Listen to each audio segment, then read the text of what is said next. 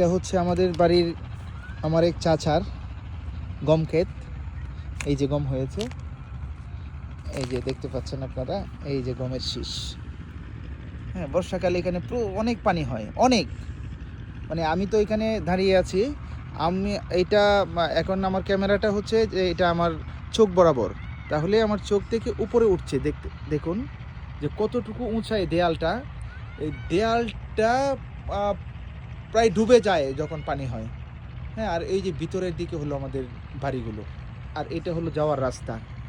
হ্যাঁ, ও পাশে হচ্ছে আমাদের বাড়িটা, দেখা যাবে না কারণ আমি একটু দূরে চলে এসেছি।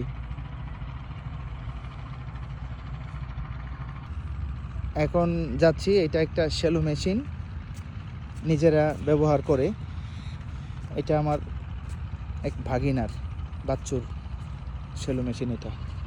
এই যে এটা হচ্ছে এই যে উন্নত মানের সরিষা দানা, যেটা বিশেষ কারণবশত হয়তো এখানে চলে আসছে। এই যে উন্নত মানের সরিষা দানা গম।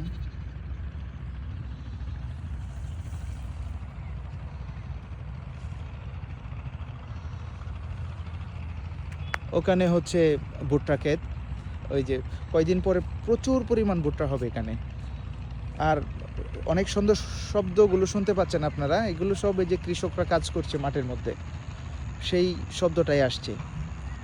কয়দিন পরে এই জায়গাটা শুধু সবুজ আর সবুজ, সবুজে ঘেরা হয়ে যাবে এই জায়গাটা, খুব সুন্দর লাগবে তখন।